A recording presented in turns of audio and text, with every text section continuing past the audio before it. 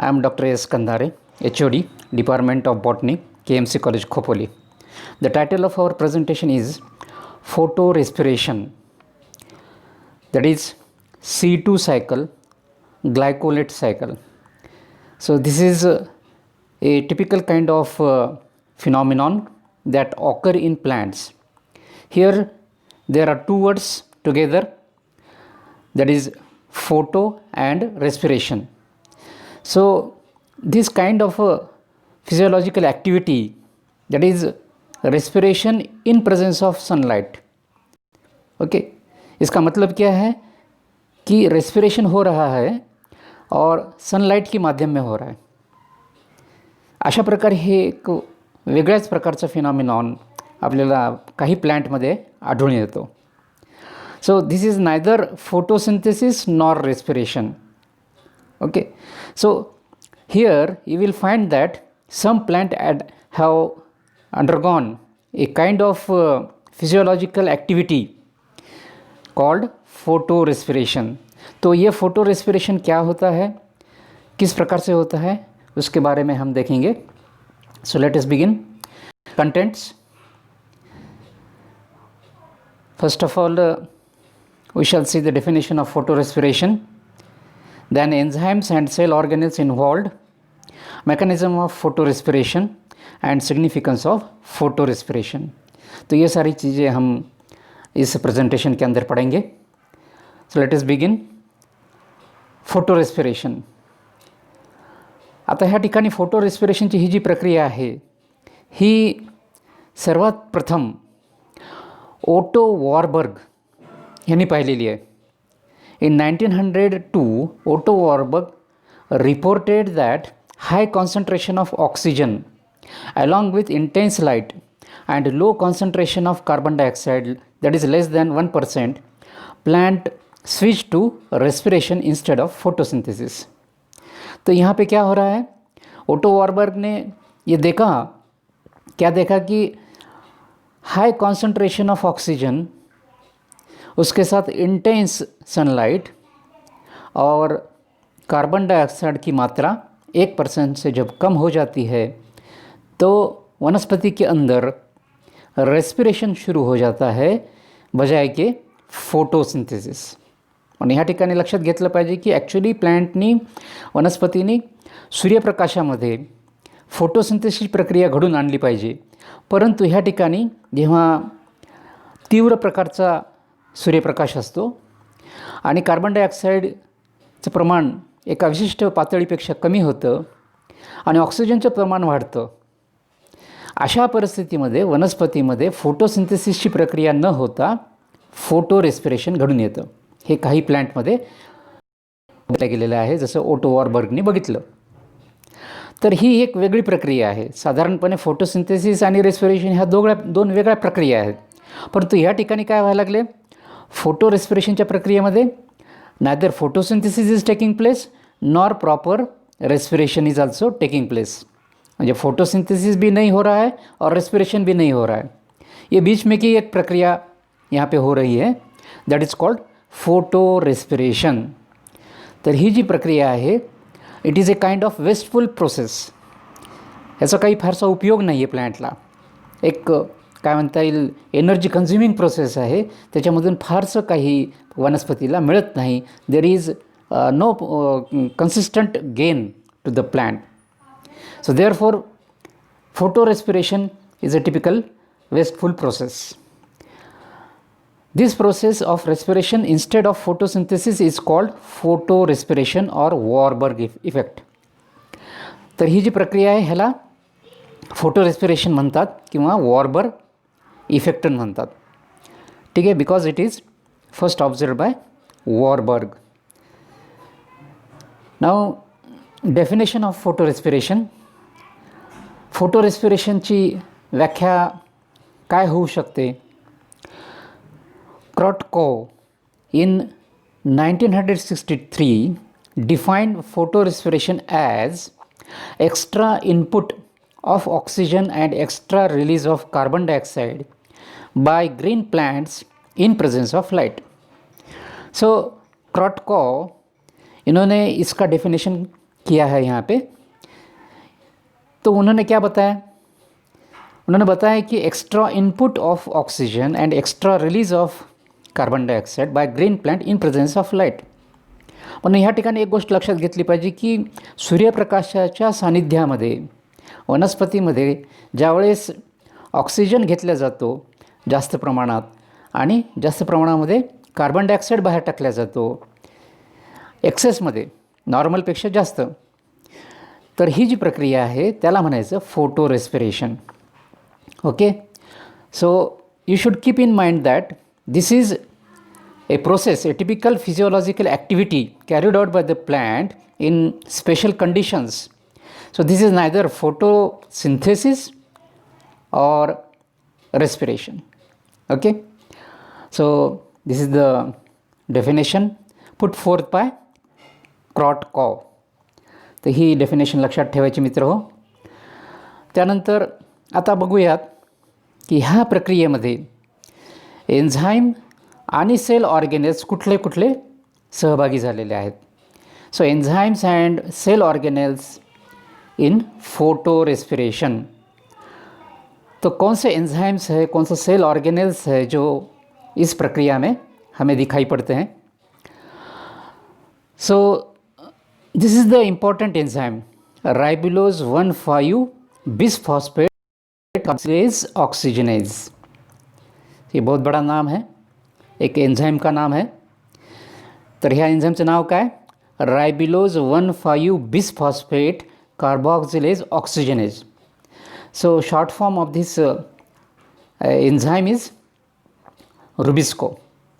Okay, तर ह्या एन्झाईमच्या नावामध्ये जर तुम्ही व्यवस्थित पाहिलं तर तुम्हाला ह्या एन्झाईमची जी ॲक्टिव्हिटी आहे ती काय असू शकते ह्याचा अंदाज येईल. त्या ठिकाणी हे दोन शब्द आहेत, कार्बोक्सिलेज आणि ऑक्सिजनेज.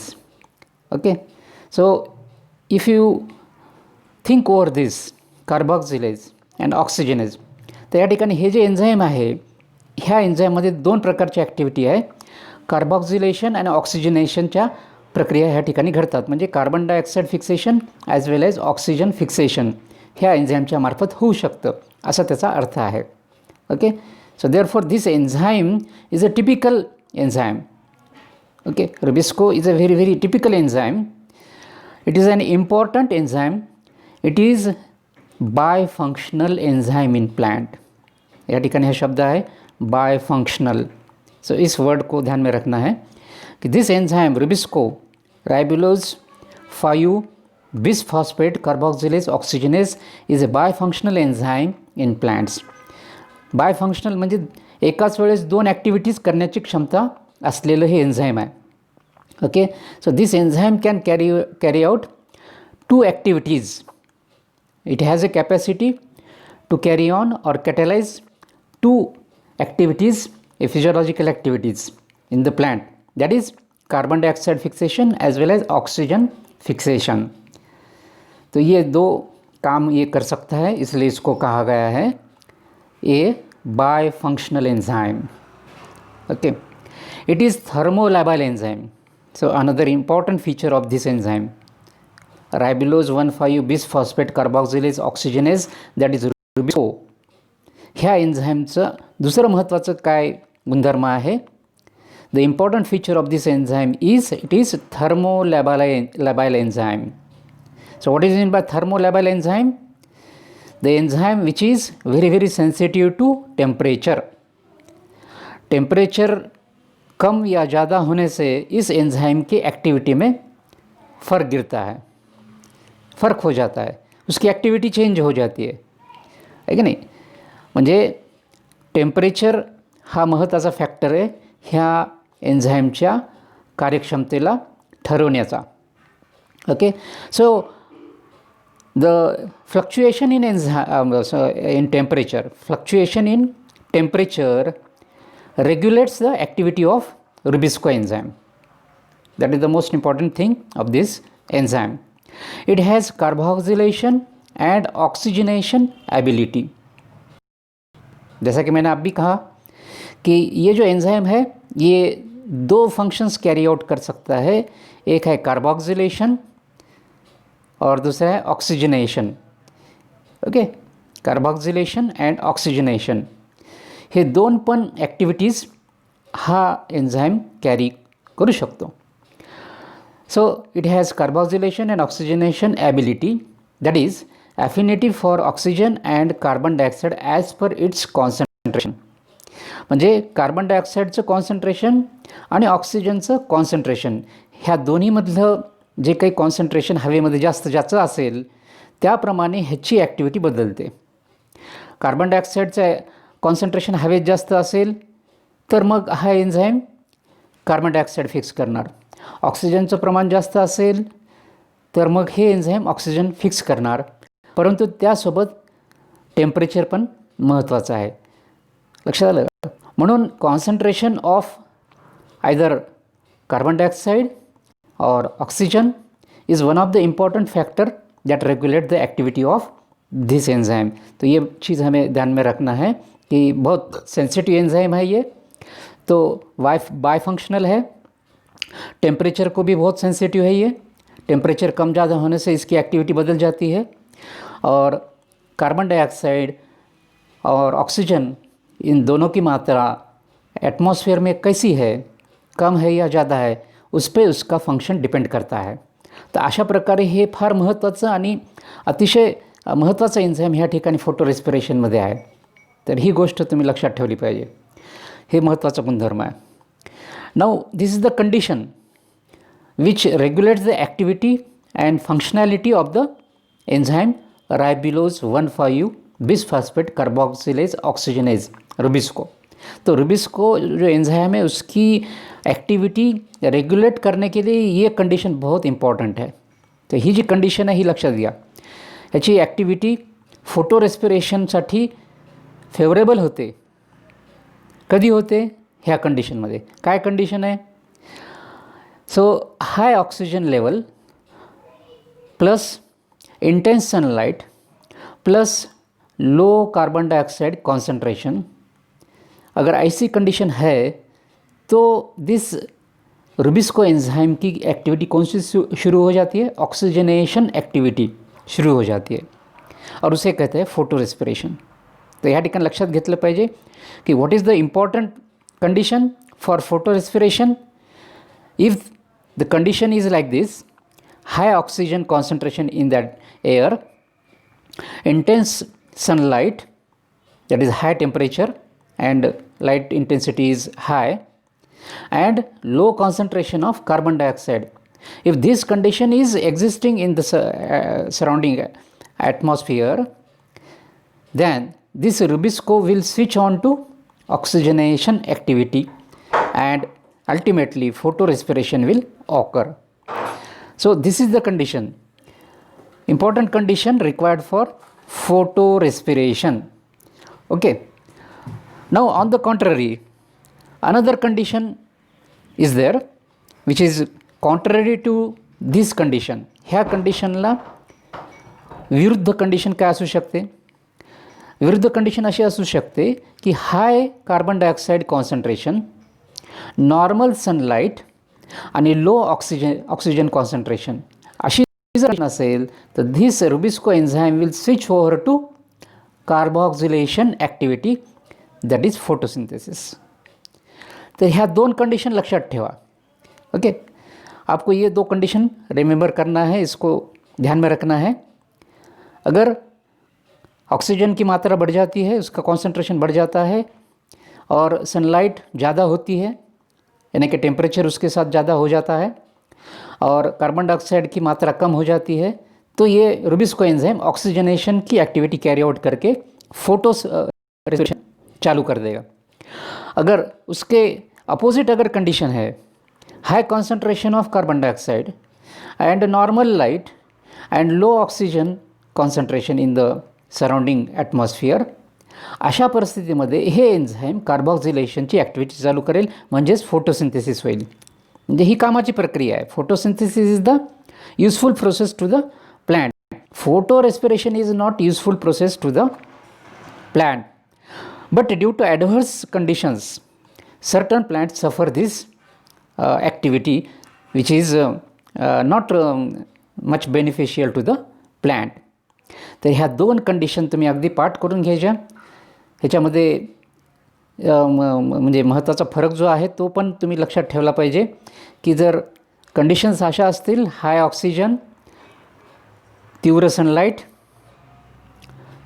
Low concentration of carbon dioxide, तर हे एन्झाईम काय करेल, ऑक्सिजनेशनची ॲक्टिव्हिटी करेल.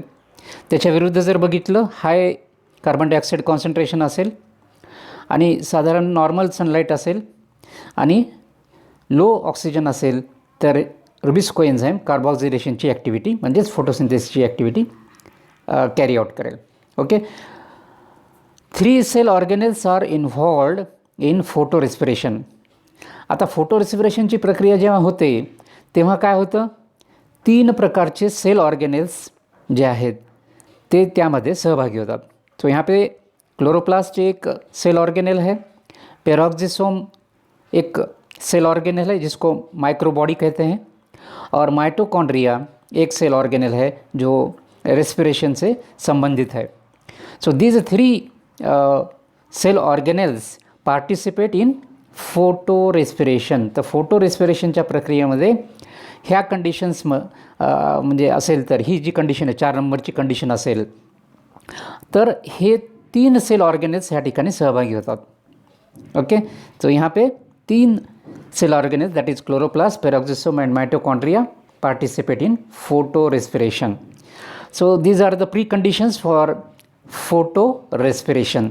तो इसको बहुत अच्छी तरह से याद करना है because this is the important aspect of photorespiration. Enzyme ये जो रुबिस्को है और उसके बाद में ये cell organelles chloroplast, peroxisome, mitochondria, ये सब इसमें इन्वॉल्व हो जाते हैं. ओके. सो इस तरह से ये इसकी कंडीशंस है.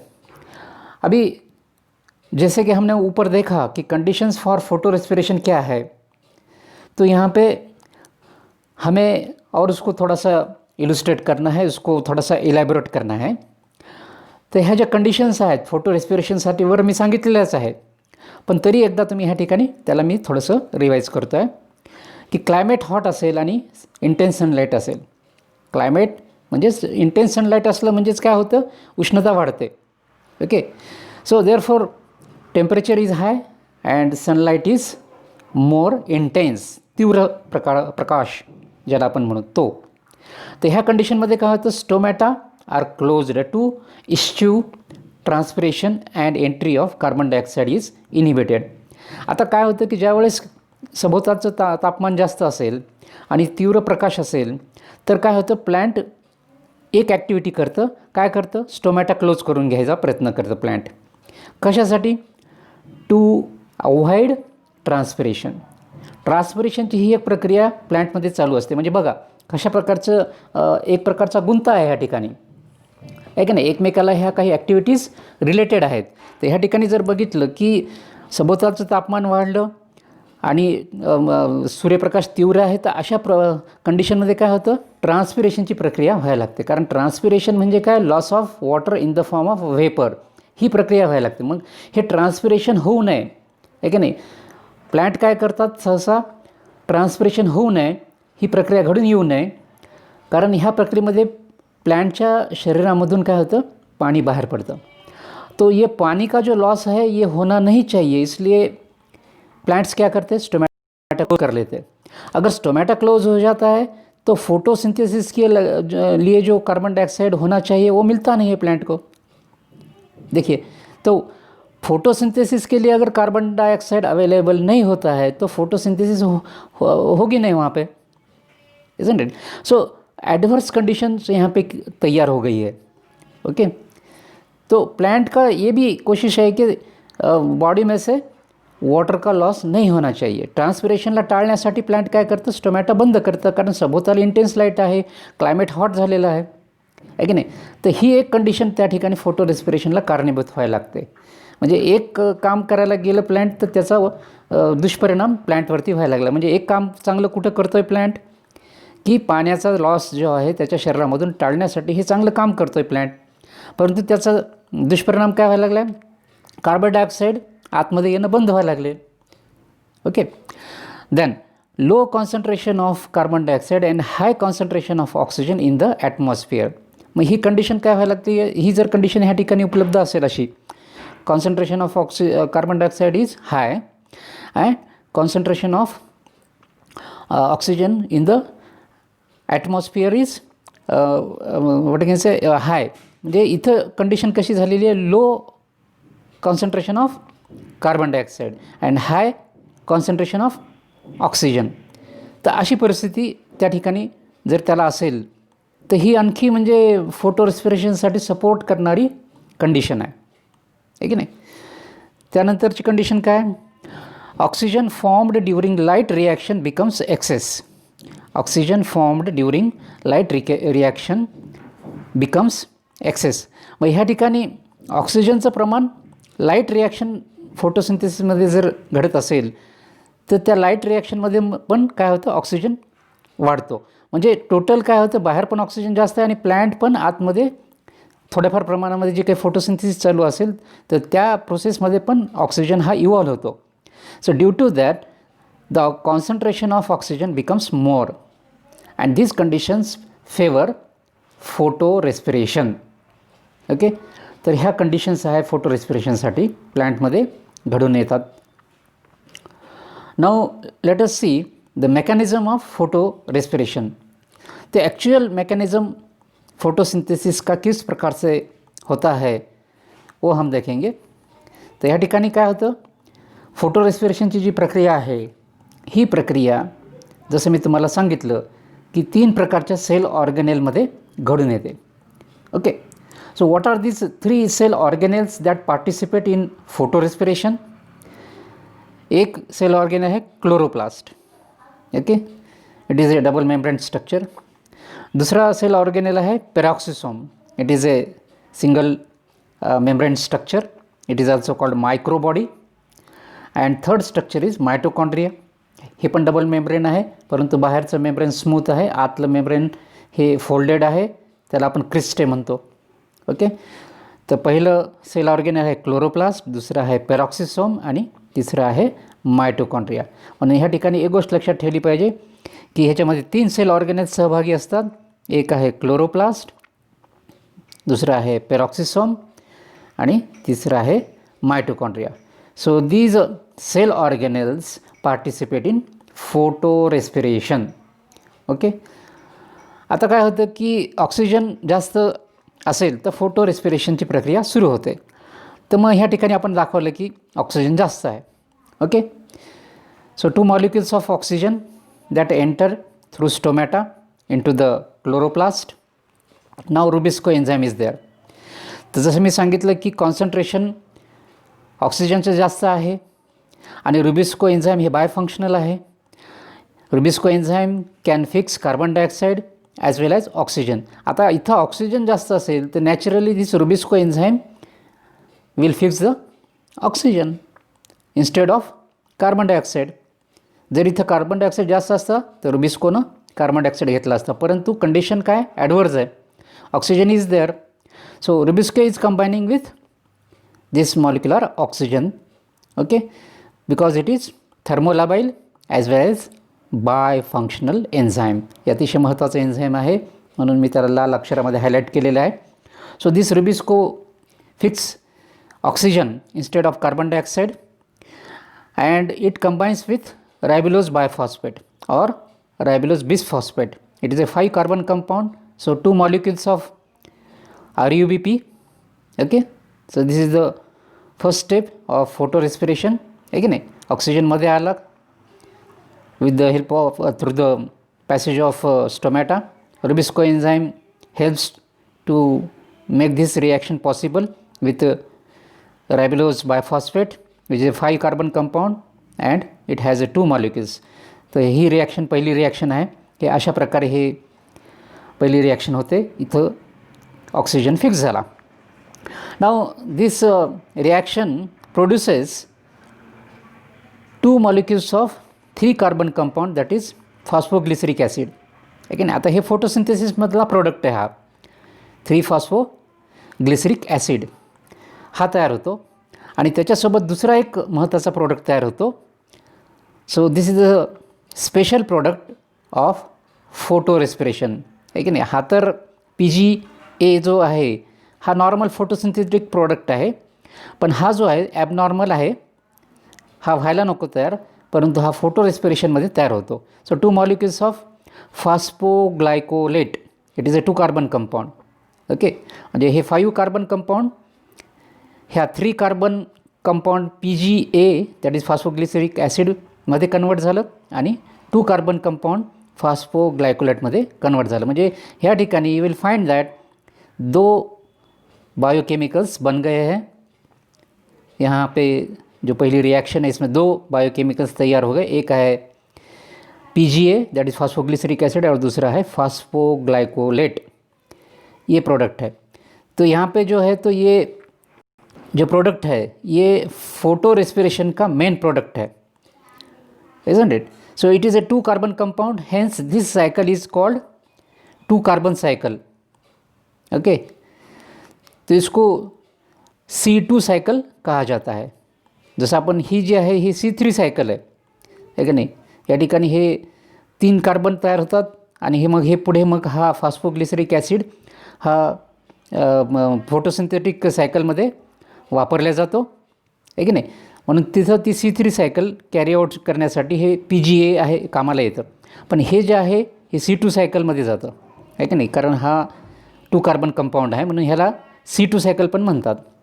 Okay, so now this phosphoglycolate, so this is the compound which is prime compound of photo respiration. Now this phosphoglycolate is used for further reaction, but here 3-phosphoglyceric acid is used to carry out Calvin cycle. तो हा जो compound आहे की नाही 3-phosphoglyceric acid, this compound is used in Calvin cycle. तर हे normal Calvin cycle ह्या ठिकाणी होतं, दॅट इज C3 सायकल. हा इकडे जातो काल्विन सायकलला आणि जायला पाहिजे. फोटोसिंथेसिसची प्रक्रिया ज्यावेळेस होते त्यावेळेस ही प्रक्रिया घडून यायला पाहिजे. तर हा इकडे जातो आणि हा जो आहे फॉस्फोग्लायकोलेट हा पुढे इकडे वेगळ्या रिॲक्शनमध्ये जातो. Okay, so this phosphoglycolate is converted into 2 molecules of 2 carbon compound that is glycolate. Here you will find that glycolate is produced. So how this glycolate is produced? This phosphoglycolate gives out one inorganic phosphate in presence of enzyme phosphatase. So this is another enzyme phosphatase. So in presence of phosphatase enzyme, it gives out phosphate group and it is converted into glycolate. Okay, so here you can see this phosphoglycolate is converted into glycolate in presence of enzyme phosphatase by releasing one inorganic phosphate. So this is the first काय म्हणता येईल sale organelle क्लोरोप्लास्टमध्ये ही सगळी reaction व्हायला लागली आहे. Now this ग्लायकोलेट which is formed in chloroplast is further transported or diffused into peroxisome. आता हे chloroplast आणि पेरॉक्सिसम जवळजवळ असतात, एका सेलमध्ये आहेत. आता काय झालं, this glycolate is diffused into this cell organelle that is peroxisome. आता हे ग्लायकोलेट जे तयार झालं इथं त्याचं डिफ्युजन होतं आणि डिफ्युजन होऊन this glycolate is passed into the cell organelle peroxisome. Okay, तर आता हे ग्लायकोलेट कुठं आलं, पेरॉक्सिसोममध्ये आलं through the process of diffusion. Okay, then this glycolate is further converted into 2 carbon compound, there is 2 molecules of glyoxalate. Okay, this glycolate is converted into glyoxalate with the help of this enzyme glycolate oxidase. And another byproduct is produced here, that is hydrogen peroxide, H2O2, hydrogen peroxide. Okay, so this is a harmful compound, hydrogen peroxide, which is generated in peroxisome during this reaction. म्हणजे ह्या ठिकाणी ग्लायकोलेट, ग्लायऑक्झॅलेट आणि hydrogen peroxide असे 2 महत्त्वाचे compound तयार झाले in presence of enzyme glycolate oxidase. Okay, ह्याच्या सानिध्यामध्ये ही रिॲक्शन घडून आलेली आहे. तर आता हे जे आहे glyoxalate, this glyoxalate is converted into glycine. ह्याच्यामध्ये अमाइन ग्रुप ह्याच्यामध्ये टाकला जातो through the enzyme transaminase. Okay, so here is enzyme transaminase. So with the help of this enzyme transaminase, this glyoxylate is converted into glycine. Okay, तर ही एवढ्या reaction ह्या पेरॉक्सिसोममध्ये झाल्या. आता हे जे ग्लायसिन आहे, दिस Glycine is diffused into mitochondria. Okay, आता हे ग्लायसिन कुठं आलं? मायटोकॉन्ड्रियामध्ये आलं. ओके, थ्रू डिफ्युजन हे मायटोकॉन्ड्रियामध्ये आलं. आता हे मायटोकॉन्ड्रियामध्ये जेव्हा हे येतं तेव्हा ह्याच्यावरती पुढील प्रक्रिया होते. ते ह्याच्यामधून काय होतं, ग्लायसिनमधून हे NH3 बाहेर पडतं आहे ना, आणि NH3 बाहेर पडतं, त्याच्यासोबत कार्बन डायऑक्साईड पण बाहेर पडतो. बघा ह्या ठिकाणी कार्बन डायऑक्साईड हा बाहेर पडलेला आहे. ओके, हा कार्बन डायऑक्साईड बाहेर पडला आहे. तर ग्लायसिनमधून काय बाहेर पडतं? NH3 आणि carbon dioxide. So this two molecules are released here and this glycine, ह्याचे जे दोन मॉलिक्युल्स आहेत हे ग्लायसिनचे, ह्या ठिकाणी हे बघा हे दोन मॉलिक्युल्स आहेत, ग्लायसिनचे दोन मॉलिक्युल आहेत. हे ग्लायसिनचे दोन मॉलिक्युलचं काय होतं? कॉन्डन्सेशन रिॲक्शन होते. ओके, म्हणजे हे जे ग्लायसिनचे दोन मॉलिक्युल आहेत ते आपसात रिॲक्ट होतात. Okay, so two molecules of glycine react among themselves. Okay, ये ग्लायसिन के दो मॉलिक्यूल है तो उनका आपस में रिॲक्शन हो जाता है. हे दोन्ही पण आपसामध्ये त्यांची रिॲक्शन होते, कॉन्डन्सेशनची प्रक्रिया होते, NH3 बाहेर पडतो आणि कार्बन डायऑक्साईड बाहेर पडतो. तर इथे हे कॉन्डन्सेशनची रिॲक्शन होते. ओके, तर ही घटना कुठे घडायला लागली आहे? मायटोकॉन्ड्रियामध्ये. तर आता ह्या मायटोकॉन्ड्रियामध्ये ही सर्व रिॲक्शन झाल्यानंतर glycine is converted into another compound that is serine. Okay, one molecule of serine is generated. It is a 3 carbon compound. आणि हे होत असताना काय झालं? ग्लायसिनचं डिहायड्रोजनेशन होऊन कॉन्डन्सेशन आणि डिहायड्रोजनेशन व्हायला लागले. म्हणजे हायड्रोजन पण बाहेर पडतं आहे, कॉन्डन्सेशन पण व्हायला लागले, कार्बन डायऑक्साईड पण बाहेर पडतं आहे, NH3 पण बाहेर पडतं आहे. तर एवढ्या ह्या सब रिॲक्शन्स आपण म्हणू ह्या ठिकाणी घडून यायला लागल्यात. So released hydrogen is accepted bye NAD and NAD is converted to NADH. Okay, NAD is reduced here and it is converted into one molecule of serine which is a 3 carbon compound. म्हणजे इथं 2 molecule आहेत. जसं there are 2 molecules of Glycine, but this 2 molecule interact among themselves through the process of condensation and dehydrogenation, and it is converted into serine, one molecule of serine. It is a 3 carbon compound. तो ही mitochondria घटनारे घटना है ना. ये जो reaction हो रहे हैं तो ये माइटोकॉन्ड्रिया के अंदर हो रहे हैं. ये तो इम्पॉर्टेंट बात क्या है यहाँ पे? So here you can see the carbon dioxide is released, है की नाही. हा कार्बन डायऑक्साईड जो आहे ह्या ठिकाणी बाहेर पडलेला आहे. ओके, म्हणजे इथं कार्बन डायऑक्साईडचा लॉस झालेला आहे ॲक्च्युली, है की नाही. फोटोसिंथेसिसच्या प्रक्रियेमध्ये carbon dioxide is very very important molecule, but here you will find that instead of photosynthesis, photorespiration is taking place and carbon dioxide molecule is being lost here. Okay, तर अशा प्रकारे हा कार्बन डायऑक्साईड इथं ह्या प्रक्रियेमध्ये loss झालेला आहे. आणि या ठिकाणी काय झालेलं आहे, काय म्हणता येईल, डिहायड्रोजनेशनची प्रक्रिया घडली आणि सेरीनचा मॉलिक्यूल तयार झालेला आहे. Okay, now this serine is diffused back into peroxisome. तो हा जो सेरीनचा मॉलिक्यूल इथं तयार झालेला आहे, हा सेरीन पुन्हा डिफ्यूज होतो and it enters into peroxisome again. पुन्हा पेरॉक्सिसोममध्ये हा येतो through the process of diffusion.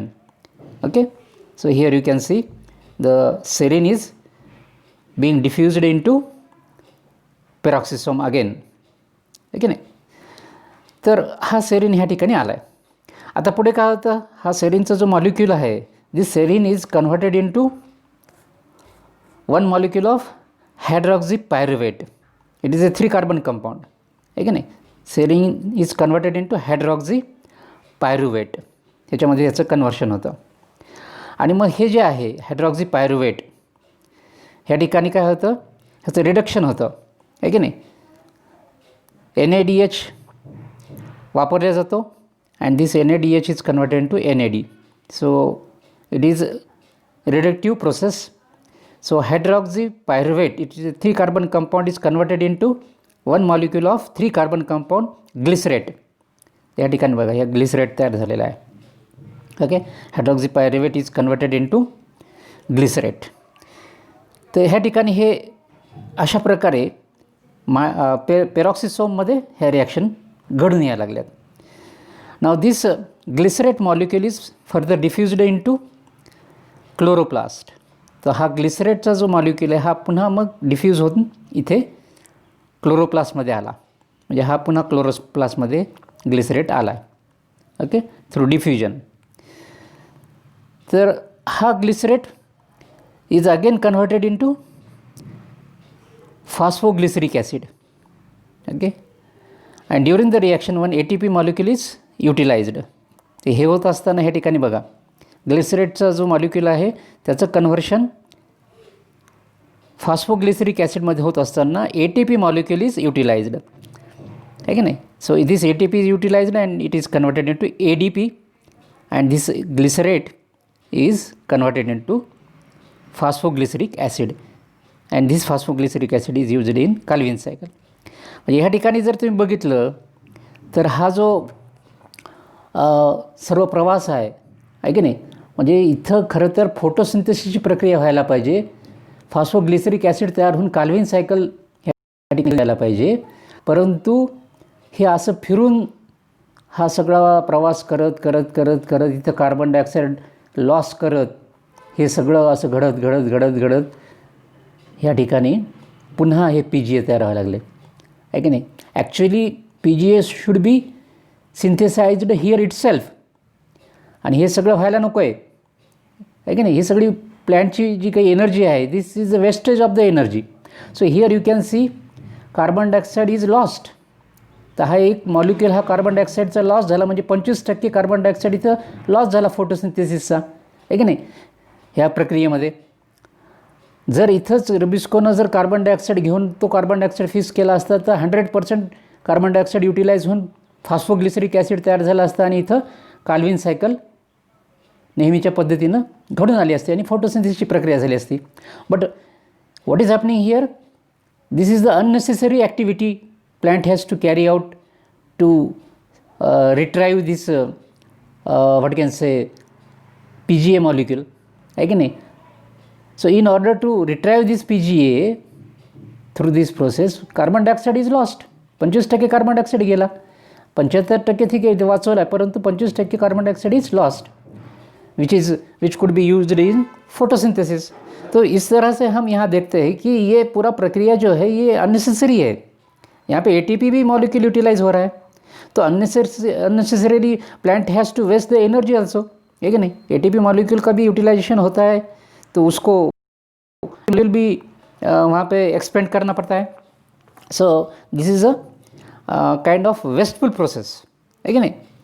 जसं इथं बघितलं की इथं ह्याचं रिडक्शन करण्यामध्ये NADH पण युटिलाइज केला गेलेला आहे. है की नाही. तर अशा प्रकारे हे वेस्टफुल प्रक्रिया आहे. आता ह्या ठिकाणी जर बघितलं आपण तर हा H2O2 hydrogen peroxide is formed and hydrogen peroxide is harmful to the cell. मग काय होतं, हा जो हायड्रोजन पेरॉक्साईड आहे ह्या हायड्रोजन पेरॉक्साईडचं काय करावं लागेल, वाट लावावं लागेल ना. ये जो हायड्रोजन पेरॉक्साईड ये हार्मफुल है सेल के लिए. It is a corrosive biomolecule, so it is not good for the normal cell. तो इसको न्यूट्रलाइज करना पड़ता है, तो पेरॉक्सिसम उसको न्यूट्रलाइज कर देता है. कि नहीं. This peroxisome neutralises this hydrogen peroxide that is H2O2. मग इथे पुन्हा एक छोटी रिॲक्शन घडून येते. काय होते, कॅटालाइज नावाचं जे एन्झाईम आहे ते पेरॉक्सिसममध्ये असतं आणि ते एन्झाईम काय करतं, ह्या हायड्रोजन पेरॉक्साईडला वॉटर मॉलिक्यूल आणि ऑक्सिजनमध्ये कन्वर्ट करून टाकतं. ह्या ठिकाणी बघा this hydrogen peroxide is being converted into water molecule and oxygen. आहे की नाही. हे दाखवलं बघा ह्या ठिकाणी this is this hydrogen peroxide. Okay. So this hydrogen peroxide is converted into water molecule and oxygen. So यहाँ पे ये हाइड्रोजन पेरॉक्साइड का न्यूट्रलाइजेशन हो गया सो पेरॉक्सिसोम को ये भी ॲक्टिव्हिटी करना पडता है. म्हणजे प्लॅन्टला विनाकारण ह्या सगळ्या भानगडी करत बसाव्या लागतात आणि त्याच्यामुळे काय होतं की प्लॅन्टची जी ऊर्जा आहे, जी कॅपॅसिटी आहे ती कमी होते. सो देयरफॉर फोटो रेस्पिरेशन जो है फोटोसिंथेसिस में एक किस्म का क्या बोलते हैं रोड़ा है, ठीक नहीं. So this photo respiration indirectly hamper the process of normal photosynthesis, है ना. और ये कार्बन डाइऑक्साइड भी यहाँ पे लॉस हो गया है, ठीक नहीं, which is useful for photosynthesis. This carbon dioxide is lost here. Okay, 75% carbon dioxide is conserved, but 25% carbon dioxide is lost. So in this way you will find that this Rubisco is a bifunctional enzyme, and this Rubisco has affinity for oxygen as well as carbon dioxide depending upon their concentration. इथे जर carbon डायऑक्साईडचं concentration जास्त असतं तर Rubisco त्याच्याबरोबर combine झाला असता, है ना. आणि RUBPला त्याची रिॲक्शन घडून आणली असती. RUBP आणि कार्बन डायऑक्साईडची रिॲक्शन घडून आणली असती रुबिस्कोनं, आणि त्याचं कन्व्हर्शन फॉस्फोग्लिसरिक ॲसिडमध्ये झालं असतं पूर्ण कार्बन डायऑक्साईडचं, आणि मग इथं काल्विन सायकल घडून आली असती आणि नॉर्मल फोटोसिंथेसिसची प्रक्रिया चालू झाली असती. परंतु कंडिशन बदलली, त्यामुळे हे सगळे काय म्हणतात ॲक्टिव्हिटीज प्लॅन्टला कराव्या लागल्या. So it is a kind of wasteful process. Okay, so this is photorespiration. Okay, now let us see the significance of photorespiration. फोटोरेस्पिरेशनचं काय महत्त्व आहे बाबा ह्या ठिकाणी, त्याचं आपल्याला जर सिग्निफिकन्स सांगायचं असेल तर आपण काय सांगू शकतो. तो आप सिग्निफिकन्स बोल सकते हैं कि फोटोरेस्पिरेशन क्या करता है. It retrieves 75% of carbon dioxide and lose 25% of carbon dioxide. Okay, it retrieves 75% and lose 25% of carbon dioxide. Okay, ये इसमें क्या हो जाता है कि कार्बन डाइऑक्साइड 75% कंजर्व हो जाता है, लेकिन 25% लॉस हो जाता है. म्हणजे फोटोसिंथेसिसमध्ये जर नॉर्मल जर फोटोसिंथेसिस झालं तर 100% कार्बन डायऑक्साईड हा फोटोसिंथेसिससाठी वापरला जातो. पण कंडिशन ॲडव्हर्स आहेत. मग आता त्या ठिकाणी फोटोसिंथेसिस जर घडून नाही आली तर प्लॅन्टला जगणं मुश्किल होईल. म्हणून प्लॅन्ट काय करतं, ठीक आहे बाबा जाऊ द्या 25% गेलं तर गेलं कार्बन डायऑक्साईड, पण 75% कार्बन डायऑक्साईड आपण फोटोसिंथेसिससाठी वापरू शकतो. म्हणून फोटो रेस्पिरेशनची प्रक्रिया नाईलाजानं प्लॅन्टला घडवून आणावी लागते. Okay, so this is the we can say the unnecessary evil to the plant. Okay, because to retrieve 75% of carbon dioxide, plant has to carry out photorespiration. कारण कंडिशनच ॲडव्हर्स आहेत सभोवताली, आहे की नाही. प्लॅन्ट काय करू शकतं, त्याच्यामुळे त्याचं हे महत्त्व आहे. Okay, so this process can conserve 75% carbon dioxide, but it loses 25% carbon dioxide from the photosynthesis. Photosynthesis is hampered by 25%, है ना. जैसा कि मैंने बताया 25% लॉस हो जाता है कार्बन डाइऑक्साइड, तो automatically photosynthesis is reduced by 25%. Okay, assimilatory power is lost in the form of ATP and NADPH to salvage carbon dioxide. तर या ठिकाणी आपण हे पण बघितलं की ATPचा पण वापर होतो फोटोसिंथेसिसमध्ये आणि NADPHचा पण वापर होतो. तर ATP आणि NADPH हे जे काय ॲसिमिलेटरी पॉवर आहेत, आहे की नाही, which is useful during dark reaction of the carbon dioxide fixation. तर ह्या पण जे काही ऊर्जा आहेत प्लॅन्टच्या त्या पण ह्या ठिकाणी विनाकारण वाया जातात. So it is a wastage of ATP and NADPH to salvage 75% of carbon dioxide, आहे की नाही. तर ह्या ठिकाणी काय होतं की 75% जो कार्बन डायऑक्साईड प्लॅन्टला म्हणजे टिकून ठेवायचा आहे की नाही, त्यासाठी ATP आणि NADPHचा वापर करावा लागतो. ओके, तर अशा प्रकारे इथं एक प्रकारचं काय म्हणता येईल लॉस आहे प्लॅन्टला. It is wasteful process in terms of photosynthesis. Okay, फोटोसिंथेसिसच्या भाषेत जर आपण बोलायचं झालं तर फोटोसिंथेसिसमध्ये प्लॅन्टचा लॉसच आहे. Photo respiration is a kind of obstacle in the process of photosynthesis. Okay, इस प्रकार से फोटोसिंथेसिस में एक किस्म का ये रोड़ा है, एक नहीं अड़थड़ा है फोटो रेस्पिरेशन म्हणजे. Okay, So in this way, this is the significance of photo respiration, and this is about photo respiration. Okay, thank you for listening this particular presentation. तर तुम्हाला मी बेस्ट लक देतो for your further studies. So this is my recommendation that download this presentation in pen drive and plug it to television to see it on bigger screen for better understanding. So this is my suggestion. तर ह्या ठिकाणी तुम्हाला हे presentation समजलं असावं असं मला वाटतं. So you refer this particular presentation repeatedly, इसको बार बार देखें और समझने की कोशिश करें. ओके, हे समजून घ्या. काही अडचण आली तर मला कॉन्टॅक्ट करा. थँक्यू.